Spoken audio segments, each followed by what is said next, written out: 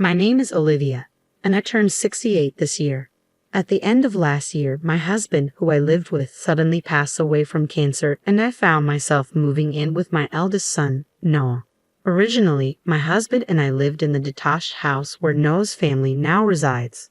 When Noah got married and had a child, we moved to a nearby one-bedroom apartment, passing the house to Noah and his family.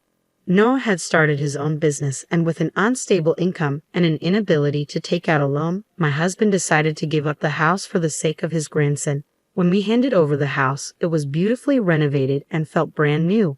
After that, Noah was blessed with 3 children. We occasionally played with our grandchildren and celebrated birthdays together at a nearby restaurant, maintaining a good relationship. However, when my husband's cancer was discovered and understood to be terminal, he worried about my well-being. He called Noah and asked him to take care of me and live together once he was gone. I tried to reassure my husband, telling him that I was still healthy and could live alone, but he wouldn't budge. Unable to defy his father's last wish, Noah agreed to live with me. The truth is, ever since we gave up the house, I hadn't been inside Noah's home. I hesitated to visit, thinking his wife, Emma, might not appreciate it. So when I arrived, I encountered a shocking scene.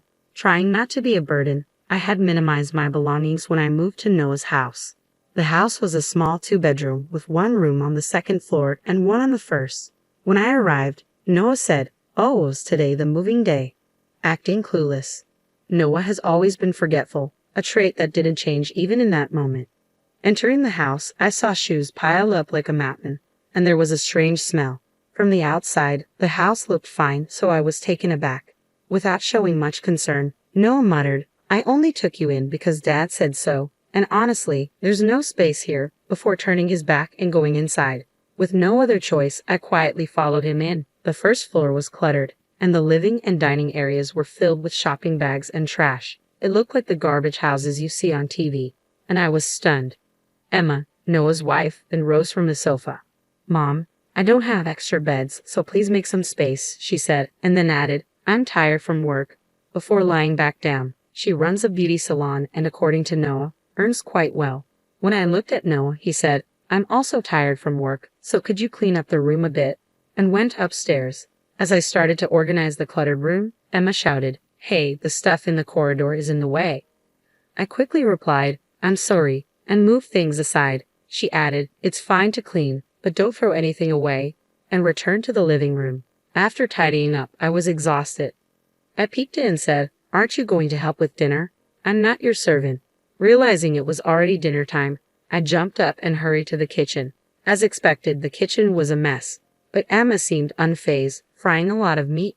When I asked if I could help, she pointed to the dishes and said, "You can do the dishes. I thought you'd order food delivery for occasions like this," sounding rather displeased. For a moment, I wondered about the norms in this house. Nevertheless, I responded with a smile, "I'm sorry I wasn't thoughtful. Today was hectic, but how about ordering food delivery tomorrow?" This seemed to improve her mood a bit as she replied with a faint smile, "Yes, let's do that." Trying to be understanding, I thought about how messy the house was with 3 kids and Emma working as a salon manager. That evening's dinner was just a pile of meat and bread with no vegetables or soup. Interestingly, despite living in such a messy house, Emma was particular about clothes. She insisted on washing anything worn once and was strict with her kids about not dirtying their outfits. All of our family members were always well dressed outside, so until now, we didn't notice the state of the house. I began cleaning diligently the next day. Of course, for things I couldn't determine as trash or not, I neatly lined them up and had Emma check them when she returned from work. With the sheer amount of garbage, I asked her for confirmation almost every day, and she started to sound dismissive, often saying, "It's okay, just throw it away." I didn't really want to touch other people's belongings, but the clutter was too much. Also, it was originally our house. Living in the house I once cherished, seeing it in such disarray made me sad. After about a month, I finally finished sorting the garbage, and the house started to look decent. The grandchildren joyfully expressed how it looked like a house from TV and rolled around on the carpet. They also stopped the habit of throwing half-eaten snacks around. Noah and Emma didn't particularly thank me, but since I took the initiative, I wasn't bothered by it.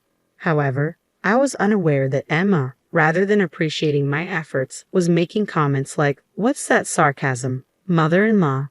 and no one in the family complained or even asked for it. I overheard this one night when I got up to use the bathroom and heard Noah and Emma drinking and talking. Noah sided with Emma, saying things like, "Don't say that," and "I wouldn't have taken my retired mom without Dad's insistence." Feeling down and wondering where I went wrong in raising him, I silently returned to my room. Seeing myself sleeping quietly, surrounded by luggage in a dimly lit room, I felt pathetic. However, thinking of my grandchildren growing up in such an unhygienic environment, I consoled myself that what I did was right and went to sleep. From then on, whenever I was cleaning, Emma pretended not to notice and went elsewhere. Moreover, the meals were always just meat and bread. Unable to stand it, I suggested making a stew dish and mentioned wanting to eat vegetables.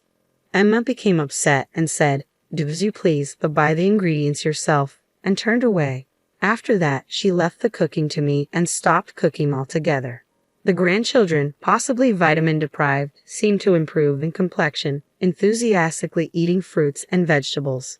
Being fond of the person who served them meals, they began to be affectionate towards me, making requests like, "Grandma, put a fried egg on the curry." One day, when Emma was out late, a grandchild crawled into my bed to sleep with me. From then on, they wanted to sleep with me even when their parents were home. This probably upset Emma even more. I ended up preparing all the meals, and this lifestyle continued for about 6 months. Then, a family trip during the summer vacation came up. My eldest son and his wife were excitedly looking at travel brochures and searching on the computer, so I assumed I'd be staying behind and was actually relieved. However, my eldest grandchild suddenly approached and insisted, "Grandma's coming too, right?" Despite their reluctance, they agreed since the child was a dement. Emma, clearly displeased, tasked me with preparing breakfast boxes and doing laundry, emphasizing that it was the least I could do since I was invited. The trip involved a car journey, but being elderly, I frequently needed restroom breaks, which visibly irritated Noah and Emma. The grandchild who had insisted on my accompanying them started to rush the journey. When Noah reprimanded the child, saying it was their fault, the child began to cry loudly. The car's atmosphere worsened with Emma muttering complaints amid the traffic jam. Upon reaching the amusement park, I distanced myself, saying, "I'll be at the cafe, you all have fun." When the children cheered up and ran to the rides, Emma came back to remind me explicitly to pay for my own expenses. The amusement park didn't seem like a place for an elderly person, and the cafe began to get crowded, so I, feeling guilty, stepped outside and mindlessly sat on a bench. Though I had worn a hat as a precaution, the midsummer sun was harsh. Before I knew it, I found myself in the amusement park's medical room. I overheard my elder son and his wife being scolded by someone who looked like a doctor. "How can you just leave an elderly person alone like that?" It seemed I had a mild heat stroke. Usually, I'd be fine, but having prepared lunch and done laundry from early morning, followed by the long ride, had taken its toll. I must have been more exhausted than I realized. My eldest son and his wife looked clearly upset and decided to head back to the hotel with me. After checking in and leading me to the room, they told me, "Please don't cause any more trouble. We shouldn't have brought you. We'll be out playing tonight. Just eat something or whatever." And then they left for the amusement park again. Feeling dizzy, I laid down in the quiet room and began to ponder what I was doing with my life. I'd always been too busy with household chores and looking after my grandchildren to have such thoughts. This vacation was clearly not planned with my well-being in mind. Despite having forced me to prepare meals and do laundry early in the morning, there was no concern shown for my health after I fell ill. I gazed at the ceiling and thought, if I were to grow old and fall seriously ill, they would probably leave me unattended like this. Even now, when I manage the household, I'm treated as a burden. I realized I had harbored hopes for the son I bore with such love and pain, but those hopes were misplaced. I decided I might need to prepare myself for the worst and drifted into sleep. Around 6:00 p.m., I heard my grandchild's voice. "Grandma, are you okay?" Emma looked at me with concern. She seemed to have come back from the amusement park early because she was worried about me. Behind her, her parents were whispering amongst themselves. Emma said, "Mom, Dad, I need to talk to Grandma. Can you stay with the kids for a bit?" Since there were play areas in the hotel, she took the younger children with her. Once they were gone, Emma snapped, "You should know better. Isn't it a luxury for someone like you to be on vacation? You should go home and clean since you're so good at it." The trip was planned for 2 more days, including visits to the amusement park, botanical gardens, and museums. I had thought I could partake in the rest of the trip. I asked, "Do you want me to go back now by train?" My innocent question was met with anger. My elder son replied, "What else do you expect? We only took you in because of Dad's last wish. Don't think you can freeload on the vacation." That statement solidified a vague resolution that had been forming in my mind. I should cut ties with them. I got up, packed my things, and asked the front desk to call a taxi. My grandchildren noticed and came over. I thought this might be our last meeting, so I said, "I'm not feeling well, so I'm going home early. Enjoy yourselves." They seemed to sense something was amiss, but simply replied with a smile, "Okay, get well soon." I gave the taxi driver my home address. He asked, "Are you sure you want to go that far?" I showed him my platinum card and asked if it was all right to pay with it. He thanked me and drove me home quietly, ensuring I was comfortable. Once home, I began to clean. I decided to move back to my old condo, which was up for rent, but fortunately still vacant. The next day, after packing my belongings, I left my son's house and called a real estate agent. I said, "I want to sell that house." A week later, my son was furious on the phone after a disagreement with the real estate agent who came for the house's evaluation. I went to their house and calmly said, "I've decided to cut ties with you guys, so I've also decided to sell this house. After all, the key to cleaning is to throw away unnecessary things." Both my eldest son and Emma looked puzzled, exclaiming, "Wait, wasn't this Dad's house? I should have inherited it from his estate. This is supposed to be my husband's property, right? What the hell are you doing? Have you lost your mind?" I sighed and asked my eldest son, "You say you inherited it through the estate. Do you remember changing the ownership of this house?" He hesitated. "No, but I just assumed it became mine." "That's not the case," I said. I replied, "Because this house is under my name." The two of them looked baffled, asking, "What do you mean?" "That's what I mean," I continued. "Also, prepare yourself because I'm going to stop the financing to your company." "Financing? What are you talking about?" My son's forgetfulness had always been a problem, but this was truly astounding. "Don't you remember?" I asked. "Every month I've been transferring money to your bank account. It was under the agreement that you'd use it for business expenses." Noah turned pale and stammered, "I thought that money was what Emma earned." Emma was also shocked and confronted Noah. "You weren't the one earning it." When Noah and Emma got married, he didn't have enough capital, so being fond of my grandson, I decided to provide financing. Since it would likely be considered an inheritance if it was under an individual's name, I set up a personal asset management company to make the investment. I believed I had explained it to Noah properly. However, since he started his business around the time he got married, as time passed, he must have mistaken it for Emma's income. Coincidentally, the name of the company sounded similar to Emma's beauty salon, which probably added to the confusion. Noah then suddenly exclaimed, "Wait, there were investments even after Dad passed away. So it's not Dad's company."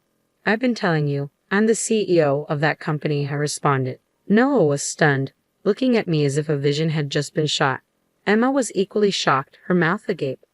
I kept silent because I didn't want to interfere, but now things have changed, I explained.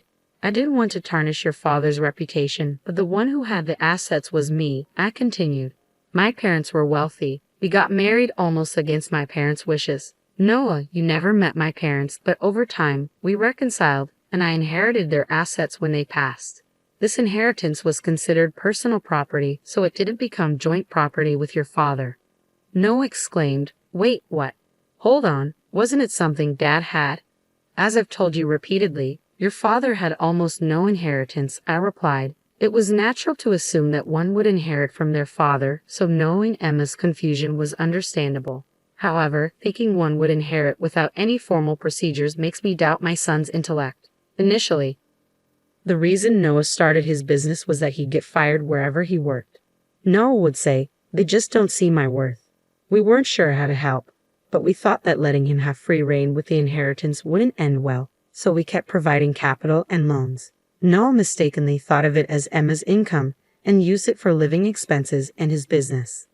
Meanwhile, Emma's beauty salon business wasn't going well, and she had almost no income. However, she seemed to be carelessly relying on Noah's perceived earnings. Noah said, "I thought I was going to inherit this house. I always listened to what Dad said." Emma exclaimed, "Wait, wasn't this house under your name?" The renovation was finished, so I thought you bought it. Emma, spitting in anger, glared hatefully at Noah. I was utterly exasperated with the two of them. From now on, you two will have to handle your own matters, I declared, preparing to leave. Just then, Emma grabbed my shoulder tightly. Mother-in-law, she trembled. Don't you care about your precious grandchildren? Coldly, I replied, we can choose our parents. I may have made mistakes raising my child, but indulging you further won't be good for my grandchildren either. With that, I left. Behind me, Noah and Emma were bitterly blaming each other. It's your fault. What about you? In the end, the house was sold. Lacking operational funds, Noah's business went bankrupt shortly after, and the couple divorced. Neither of them wanted custody, so I became the guardian of their children. As for Noah and Emma, they disappeared, and I have no idea where they are or what they're doing. With proper discipline, the oldest grandchild learned to cook, the middle one picked up cleaning, and the youngest mastered tidying up. They seem to have learned that they must fend for themselves. Now, without my intervention, the three of them cooperate and handle household chores efficiently. They likely regard their parents as cautionary tales. I'm grateful that I was able to pass on essential lessons to my grandchildren. Besides their housework and studies, they also care for me.